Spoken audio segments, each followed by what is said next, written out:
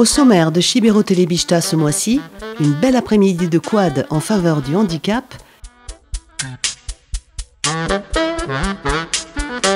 visite de l'exposition de Yuki Nula,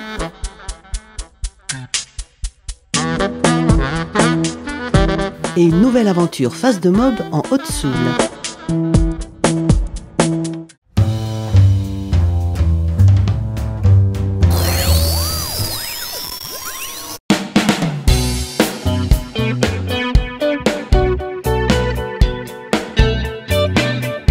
L'équipe de quad du SARC rend visite à l'école d'Idox Mandi pour une de leurs animations annuelles, à savoir proposer des balades en quad pour les familles touchées par le handicap.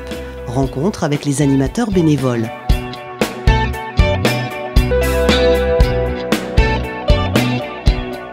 Ce club existe depuis les années 2000, cela fait 20 ans. 3 présidents se succèdent à cette association de quad.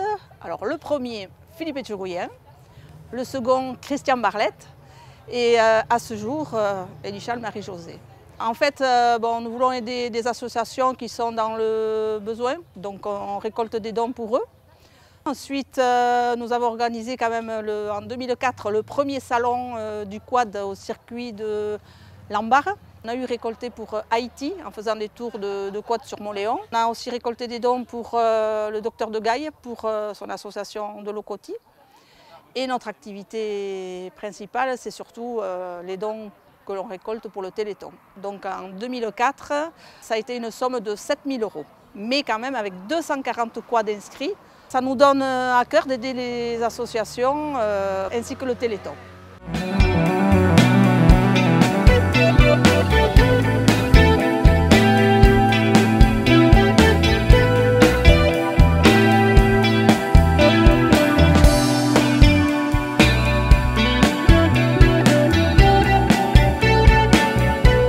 Alors la GPI, c'est une association qui vient en aide aux familles d'enfants handicapés, ça veut dire Association de guidance parentale et infantile.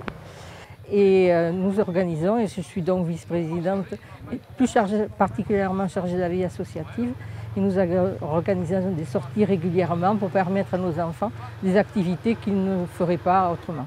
Alors le quad aujourd'hui, nous faisons aussi de la voile, nous faisons du poney, des choses qu'ils ne feraient peut-être pas seuls en famille.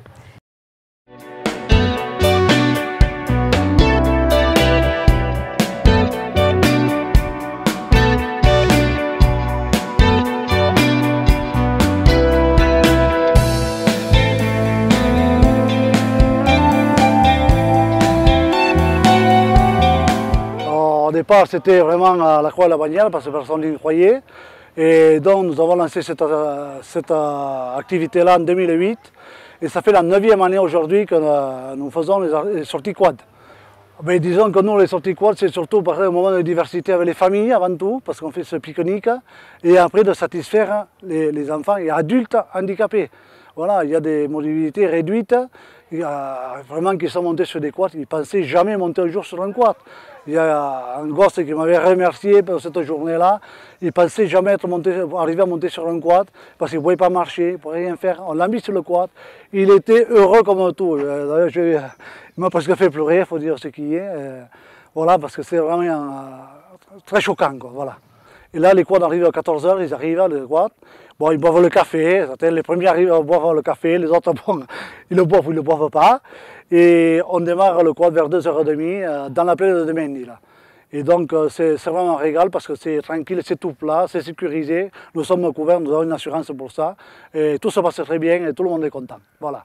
Et après, nous avons un petit goûter sur le coup de 17 h. Voilà. Et donc, nous avons invité la GPI qui vient avec nous.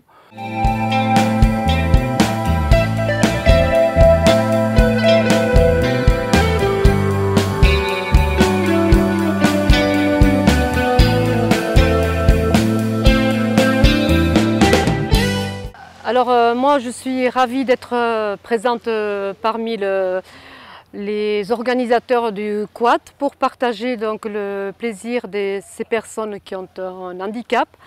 Alors moi je suis personnellement concernée parce que j'ai ma petite sœur qui a un handicap.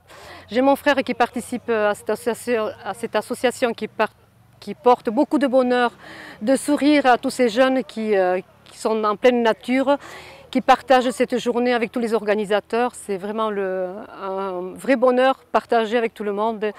Je remercie vivement et j'espère que cette association continuera à perdurer dans le temps, parce que c'est très important que ces jeunes puissent être entourés fortement par tous les partenaires possibles et imaginables. Et puis je demande à toutes les personnes qui écouteront cette vidéo de pouvoir apporter leur soutien, c'est très très important. On a besoin de tout le monde, donc merci pour eux et merci pour cette extraordinaire journée. Et merci au Quad.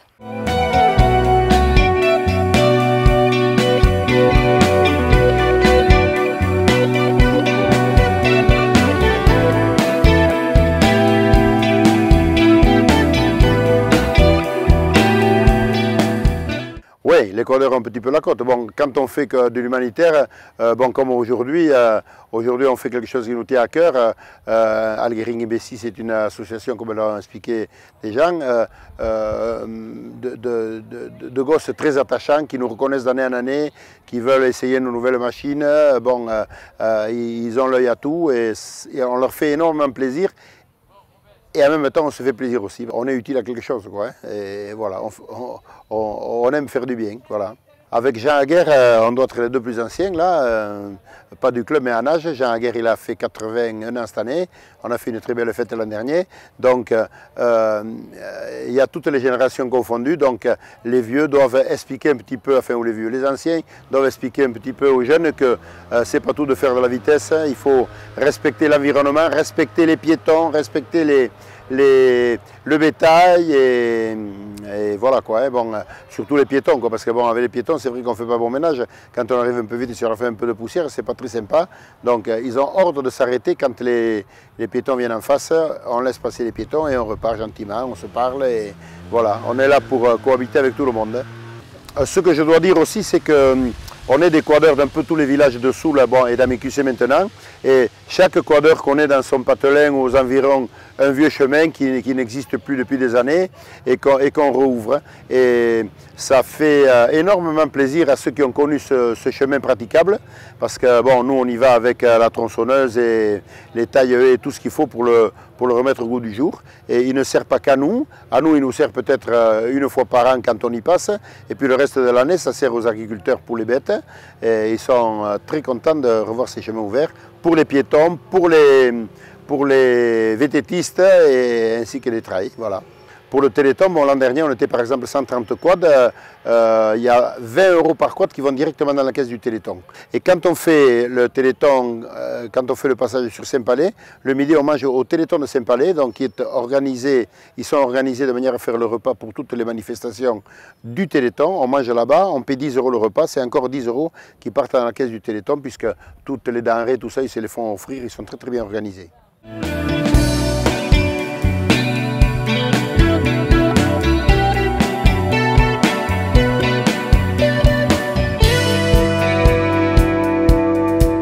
Nous remercions tous les gens qui nous laissent passer, les privés, tout le monde, voilà, tout ce qui nous laisse passer.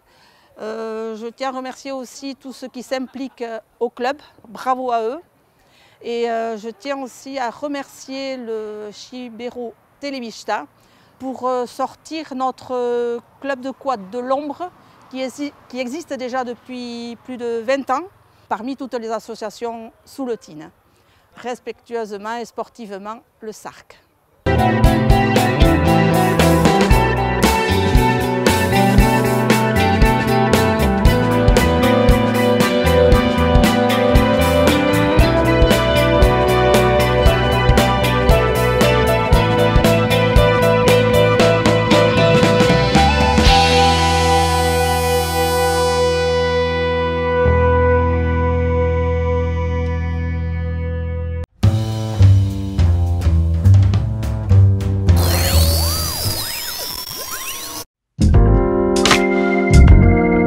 La Maison du patrimoine à Mauléon accueille l'exposition de Yuki Nulin, artiste peintre soultain. Il nous raconte avec passion son approche de la peinture. C'est la troisième fois pour moi que j'expose à Mauléon, dans cette belle salle d'exposition. Ça se passe très très bien à chaque fois. Je trouve que ça prête très très bien à mes peintures. Et je suis très content de cette exposition. En fait, je dessine depuis toujours, depuis tout petit, vraiment depuis tout petit. Et puis au fur et à mesure du temps qui passe, voilà, j'ai affiné, j'ai peaufiné mes traits. Et puis à un moment donné, j'en ai eu marre de chercher parce que voilà, quand on a un parcours artistique, forcément, on passe par une grande phase où on cherche son travail, on ne sait pas trop où on va. Donc on va dans plusieurs endroits. Et puis au fur et à mesure, j'ai trouvé ces petits traits qui me caractérisent bien, à moi particulièrement.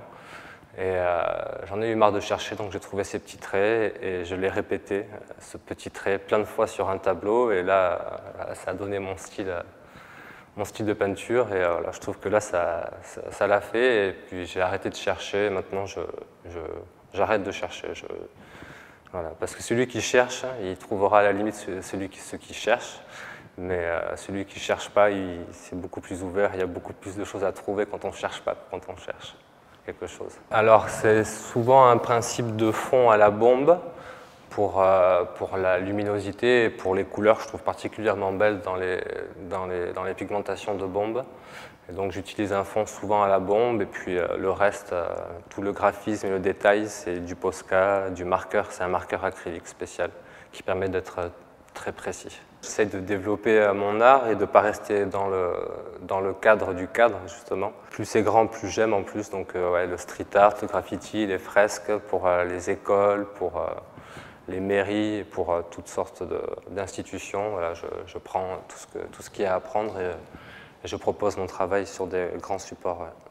Pour moi, ma peinture, c'est une peinture qui est à 20% basée sur l'esthétisme et 80% sur le message et sur le spirituel. Et donc c'est très important pour moi le retour des gens, surtout quand il est spirituel. Et c'est souvent le retour que j'ai des gens. Et c'est pour ça que je disais tout à l'heure, c'est une peinture qui est universelle, qui plaît à beaucoup de gens, à tout style de gens, parce que justement c'est une peinture qui vient du vide, qui vient de l'espace. Parce que pour moi c'est un hommage à l'espace et au temps.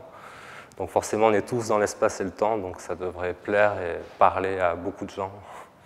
On voit que les gens s'accrochent au figuratif et il y a beaucoup de gens qui voient du figuratif dans mes tableaux, alors que c'est pas du tout, moi, le but, c'est vraiment pas d'y mettre du figuratif. Mais justement, c'est là que ça devient intéressant, c'est que c'est une peinture qui est tellement lâchée, où il n'y a pas forcément d'intention, donc tout peut ressortir, et même du figuratif. Donc je suis super content que voilà, c'est encore un message d'ouverture et d'infini.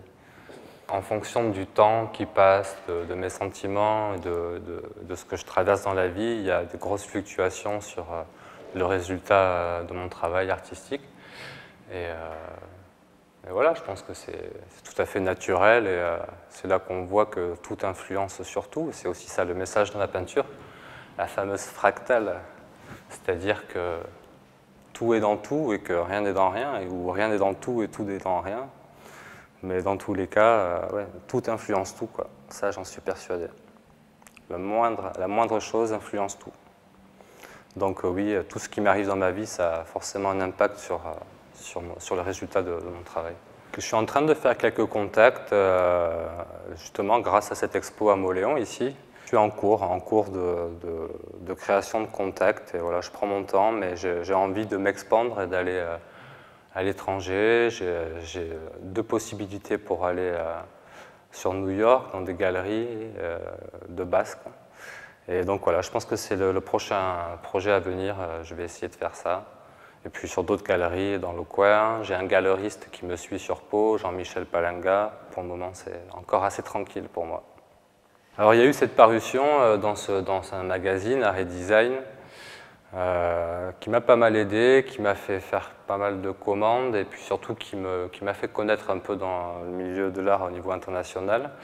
Et donc du coup, grâce à cette parution de magazine, j'ai quelques expos qu'on me propose à l'étranger, dans pas mal de grandes villes. Mais voilà, je cherche des aides financières pour pouvoir y aller et exposer mon travail dans des grandes galeries. Les prix, ça va de 200 € à 1500, voire 2000 € pour des très grands formats. Et les prix sont aussi très fluctuants en fonction de la zone où ils sont exposés, quoi. Les prix dans une galerie sur la côte ne sont pas les mêmes qu'à la Maison du Patrimoine à Mauléon, où c'est beaucoup moins cher à Mauléon que dans une galerie d'art. Alors, comme je dis souvent, j'ai aucune inspiration, mais je fais que expirer. Souvent on dit que l'expression, les artistes ils s'expriment, donc c'est des expressifs. L'expression pour moi c'est expulser de la pression. Donc j'expulse de la pression. Plutôt que d'avoir de l'inspiration, j'expulse ce qui est en moi, quoi. Parce que tout ce qui est à l'extérieur est à l'intérieur aussi.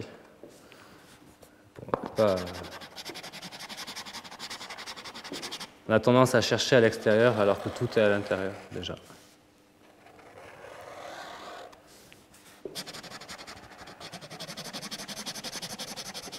Le lâcher prise sur le mental. Ne pas réfléchir. Ne pas trop regarder ce qu'on fait. Et ne pas chercher quelque chose, quoi. Vraiment, ouais, c'est vraiment le laisser aller. Le laisser aller, quoi. Parce que là encore, dans ce style de travail-là que je fais, on est quand même, c'est quand même réfléchi, c'est ordonné. Mais après, là, je vais commencer à faire ce style de trait-là qui me particularise pour que vous voyez comment ça se passe. Mais là, je ne peux pas être dans le mental du tout. Je vais en faire ici, là, dans cet espace ici. Je vais commencer. Voilà. Ça, c'est mon style de peinture à moi, mon graphisme, mon écriture automatique, en fait.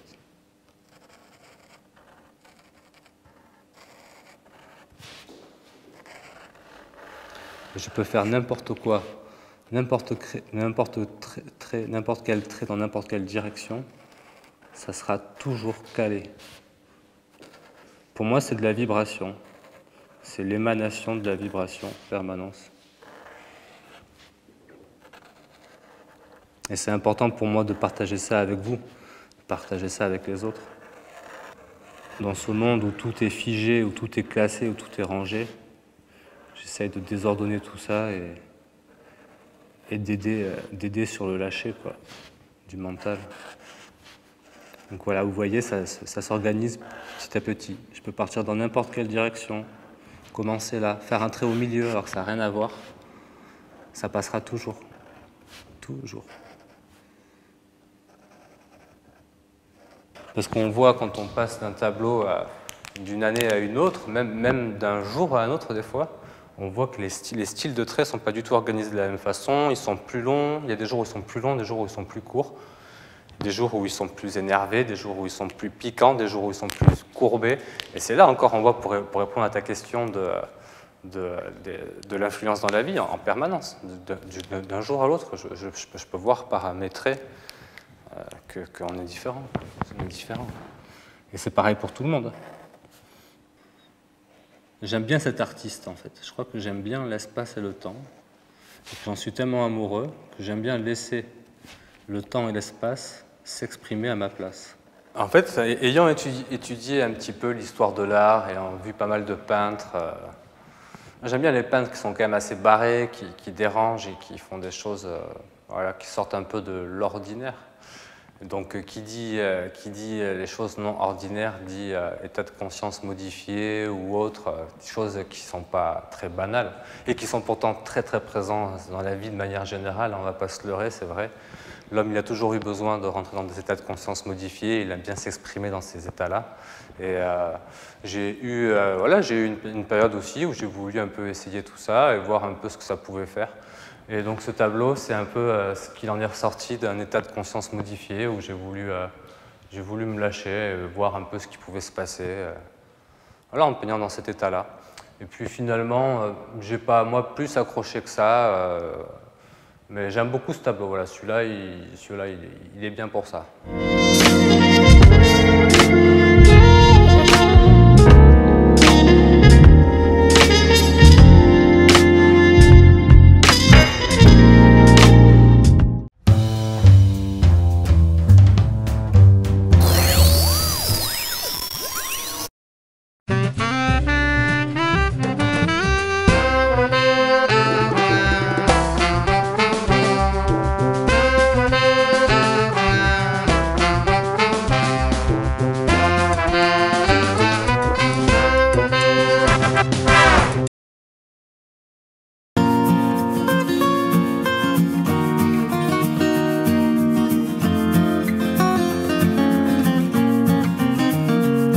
C'est le temps des estives dans nos belles montagnes souletines. Philippe a enfourché sa mobilette pour un nouveau reportage Face de Mob.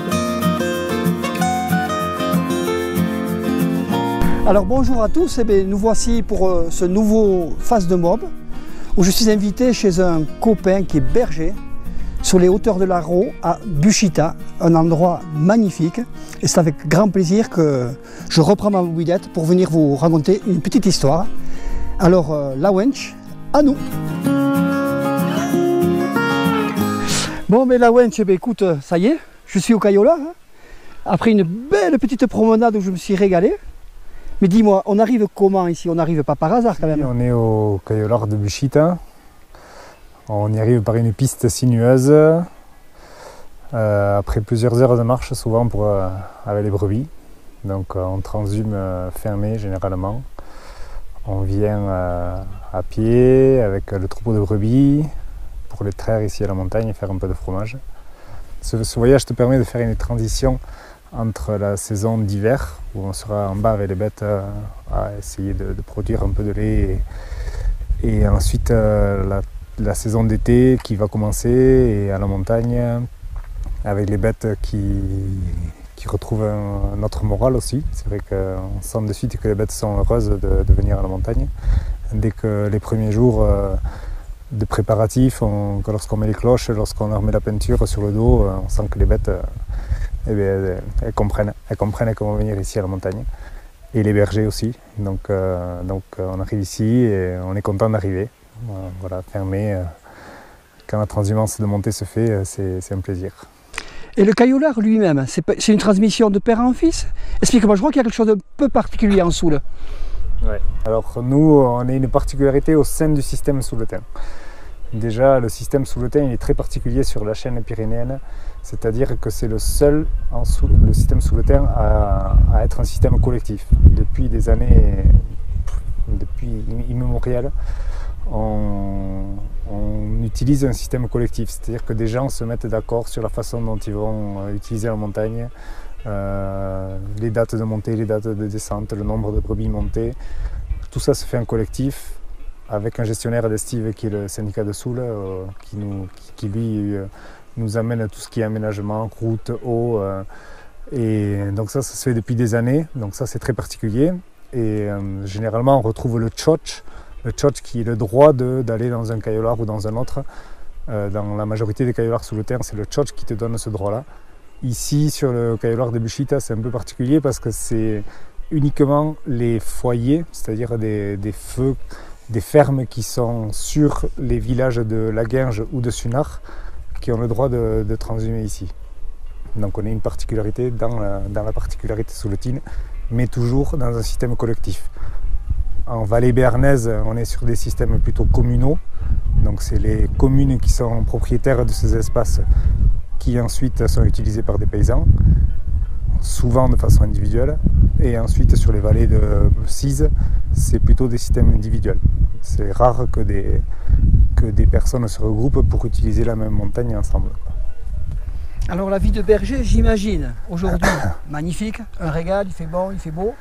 Mais le jour où tu te lèves le matin, il y a le brouillard, où il pleut. Qu'est-ce qui se passe? Et je pense que tu dois réfléchir, il doit se passer plein de choses. Voilà, je voudrais me mettre dans ta tête un petit peu à ce moment-là. Qu'est-ce que tu fais? Comment ça se passe? C'est sûr que tu as le temps pour repenser à des choses un peu plus existentielles que ton quotidien, le reste du temps en bas t'amène à réfléchir. C'est aussi parce qu'on a eu des jours de mauvais, des 4-5 jours de mauvais temps que tu apprécies des journées, d'autant plus que tu apprécies des journées voilà, où il fait beau, où tu as une vue comme ça. Après, il faut différencier deux choses. Il y a la journée de travail d'un berger qui n'y a pas de traite. Donc le berger où il n'y a pas de traite, c'est surtout du gardiennage. Donc il faut être derrière les brebis quasiment toute la journée. Et donc quand il ne fait pas beau, c'est vraiment pas plaisant. Tes brebis ne sont pas tranquilles, elles circulent beaucoup plus et du coup tu passes beaucoup plus de temps, tu es mouillé, les brebis sont mouillées, enfin c'est pas plaisant. Et il y a la journée du berger qui transforme son fromage. Là, elle est quand même beaucoup plus rythmée par la traite, le fromage, le gardiennage. Donc tu subis un peu moins la pluie quand tu fais le fromage que quand tu fais que garder tes brebis. Mais c'est vrai que après, quand tu as fait ton fromage, que tu es tranquille, tu as toujours des moments où tu te poses au coin du feu et bien, tu penses à des choses existentielles. Tu penses à ce que tu vas manger le midi, à ce que sera ton avenir, à voilà, comment je sais pas, c'est plus profond, c'est quand même plus profond que c'est vrai que ce rythme dans lequel on est balayé en bas, quoi. C'est vrai que les choses s'enchaînent en bas, tu as des horaires à respecter, tu as tout un rythme qui t'entraîne, tu as ton téléphone, tu as ta télé, il y a tous ces trucs-là, ici tu les oublies. C'est vrai qu'ici, quand tu es là, tu sais que le matin tu dois te lever, que tu dois faire la traite, et bien, le soir, si tu finis un quart d'heure, 20 minutes, 1 heure plus tard, voilà, tu auras fait ton boulot et voilà. Je sais pas, c'est difficile à expliquer, mais c'est un peu ça, quoi, une différence de rythme, vraiment. Après une saison de 4 mois, c'est 4 mois je crois ta saison à peu près? Moi personnellement je reste pas 4 mois, moi je reste que le temps de la traite. C'est-à-dire je vais rester de fin mai à début juillet. 5-6 semaines, non 5-6 semaines moi. 6 semaines. 6 semaines et les brebis par contre vont rester 4 mois. Okay. Les brebis elles restent 4 mois jusqu'à fin septembre.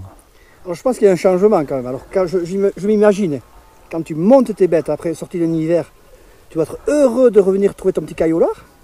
Après, au bout de 6 semaines, quand même, si tu as eu un peu de brouillard, tu vas être content de descendre. Parce qu'en plus, tu vas au fait de Pampelune, je crois. Ouais, ça c'est... Alors, raconte-moi ça. Non, ça correspond à la date où j'arrête de traire. Mais c'est pas, j'arrête pas de traire que pour aller au fait de Pampelune. Non, mais, je sais bien. Mais c'est vrai que c'est un gros paradoxe de passer à 0 à 1 personne par jour que tu vas croiser ici à 1 million. Ça, c'est un gros paradoxe. Mais c'est vrai qu'on est content de monter. Moi je serais content de rester plus aussi, mais c'est vrai qu'après on a aussi des obligations en bas, il faut faire les foins, il faut faire le regain, même si mon frère il assure pendant que je suis ici.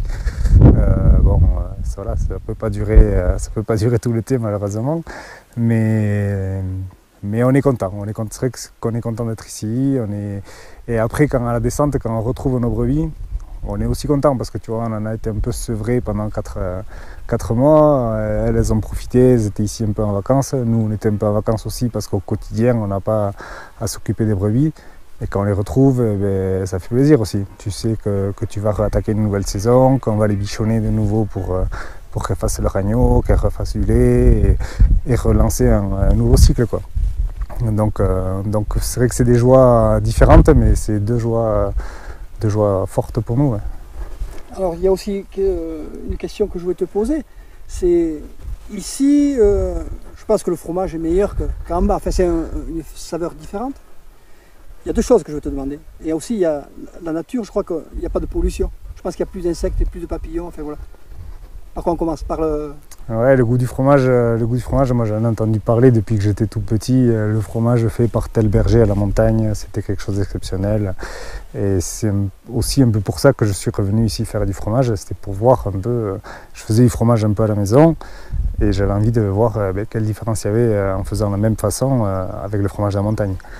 Et c'est vrai que sur le produit fini, il y a une grosse différence. L'alimentation des bêtes, le fait qu'elles soient à l'air libre toute la journée, que des fois elles soient soumises à des contraintes vraiment très très dures. Il y a 15 jours, elles étaient sous la neige, les brebis. Elles avaient 3 cm de neige ici et elles continuent à donner du lait. Et le lait, inconsciemment, il aura pas le même goût que s'il avait fait très beau. Et donc c'est tout ça que je suis venu chercher. Et au final, d'après ce que j'entends, ça a un goût différent. Le fait que la flore qu'elles vont trouver, elles vont aller batailler pour aller chercher la petite fleur qui leur plaît, ça fait que les arômes qu'on va retrouver au final dans le fromage seront différents.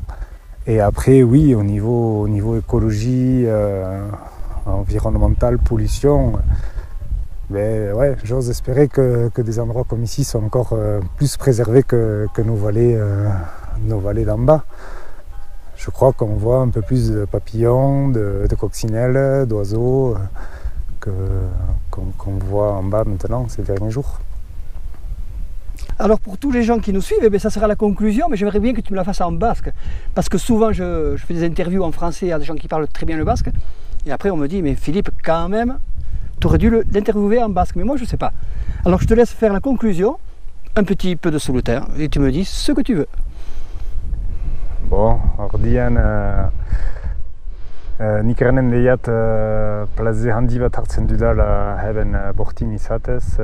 Pentsatzen diat ene aitani, ene amani, horra behitzien ene hauk denboan hunat bortilat. Hek ni hunat ekarri ni tipi nintzalaik. Eta gehu ontako espantsa diat gehuago eta habo gazte izan entiela mendi horietan, gazna egiteko edo ez, justo ardien ekarteko, behien ekarteko eta gudne horien sahu etxikitzeko.